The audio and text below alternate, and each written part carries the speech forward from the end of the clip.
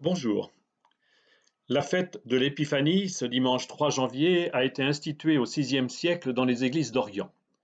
Normalement, elle est fixée au 6 janvier, mais la liturgie romaine anticipe au dimanche. Épiphanie, cela veut dire manifestation ou révélation du Seigneur. En Orient, c'est le baptême de Jésus qui révèle vraiment le mystère du Seigneur dans une vision trinitaire. Le Père reconnaît Jésus comme son Fils, il envoie sur lui l'Esprit sous l'apparence d'une colombe. Mais nous lisons ce dimanche ce récit chez Matthieu qui raconte l'adoration des mages. Dans les boulangeries, la traditionnelle galette, sa fève et sa couronne désignent un roi éphémère dans nos familles. Tous, nous parlons de la galette des rois. Tous, nous pensons que les rois, ce sont les mages. Alors, petite devinette pour ce dimanche. Nous écouterons bien l'évangile tout à l'heure. Qui est vraiment roi dans ce récit de saint Matthieu? Et commençons par la première lecture. En ce temps de Noël, la première lecture se trouve de nouveau dans le livre du prophète Isaïe, au chapitre 60. Le peuple a connu la grande épreuve de l'exil. Il est revenu au pays, mais la situation sociale ou religieuse d'Israël reste vraiment précaire. Et voici que la parole du prophète annonce une bonne nouvelle. Israël va accueillir la lumière du Seigneur. Mieux même, le peuple de Dieu va devenir la lumière qui éclaire les nations. On voit poindre ici l'idée que le Dieu d'Israël s'adresse non seulement au peuple élu, mais à l'univers tout entier. Toutes les nations viendront adorer le Seigneur à Jérusalem. La naissance de Jésus n'a-t-elle pas réalisé la promesse du prophète? Écoutons donc ce texte du livre du prophète Isaïe qui se trouve au chapitre 60, dans les premiers versets de ce chapitre. Debout, Jérusalem resplendit, elle est venue ta lumière, et la gloire du Seigneur s'est levée sur toi. Voici que les ténèbres couvrent la terre et la nuée obscure couvre les peuples. Mais sur toi se lève le Seigneur, sur toi sa gloire apparaît. Les nations marcheront vers ta lumière et les rois vers la clarté de ton aurore.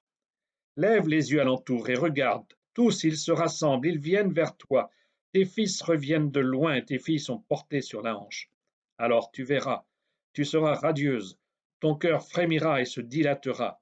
Les trésors d'au-delà des mers afflueront vers toi viendront les richesses des nations.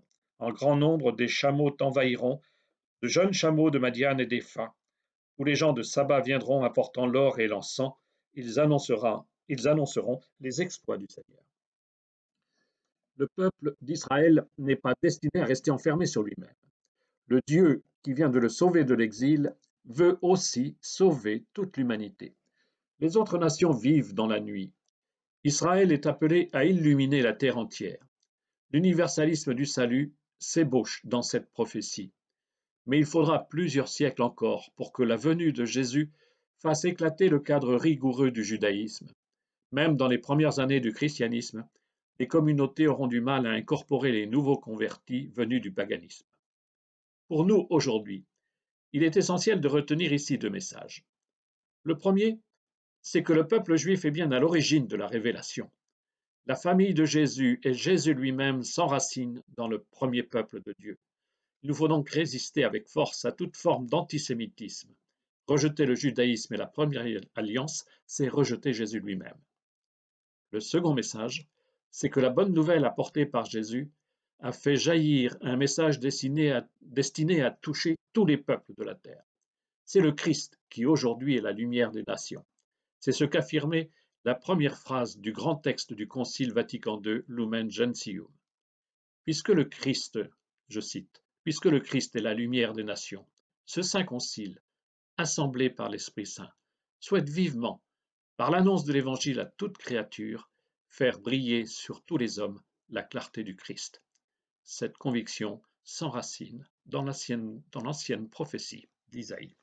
Et maintenant, passons à la seconde lecture, à la deuxième lecture, qui se trouve dans la lettre de saint Paul, apôtre aux Éphésiens.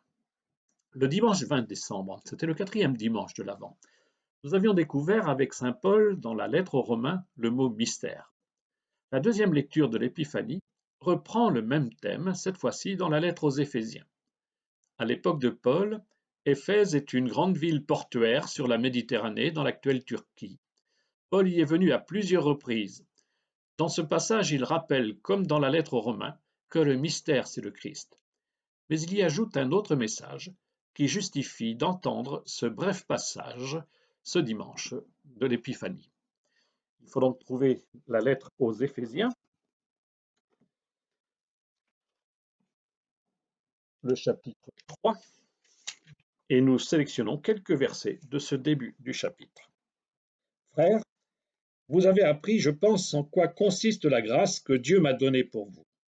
Par révélation, il m'a fait connaître le mystère.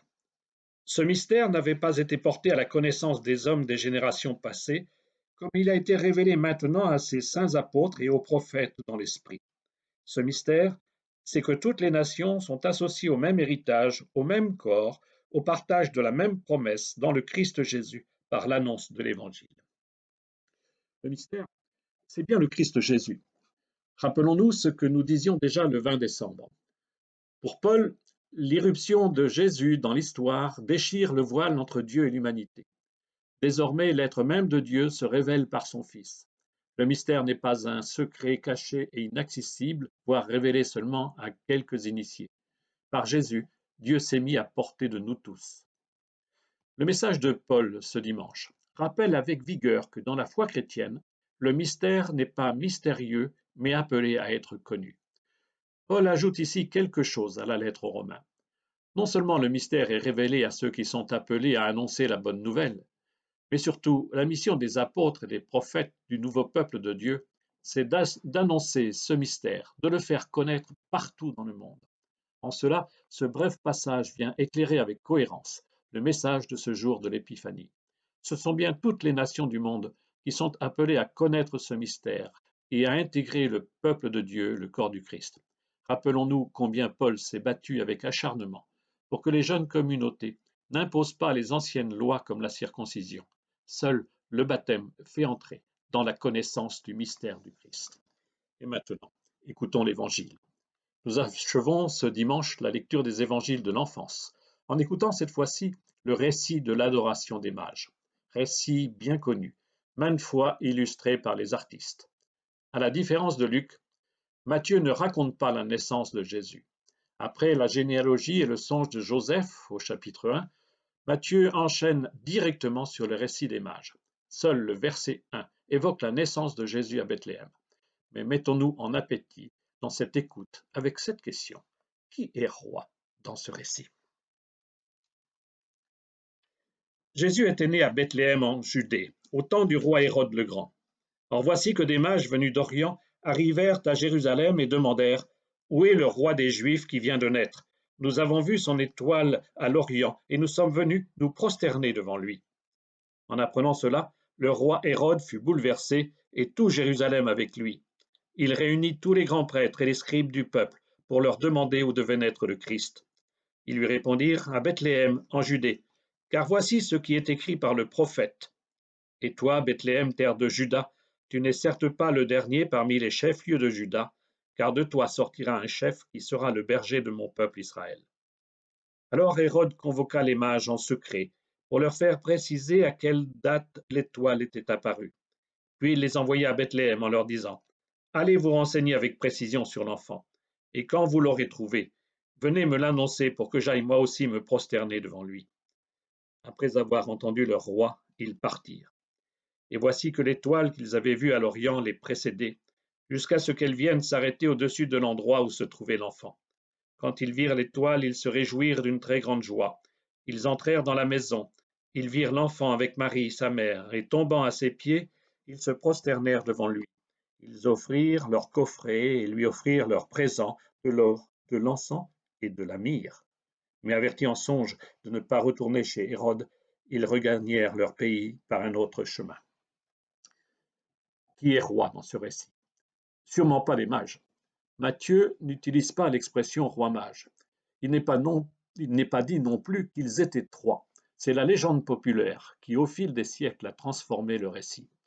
Les mages sont des personnages symboliques qui représentent ici les nations dont parlaient Isaïe et Paul dans les deux premières lectures. Les mages, c'est nous.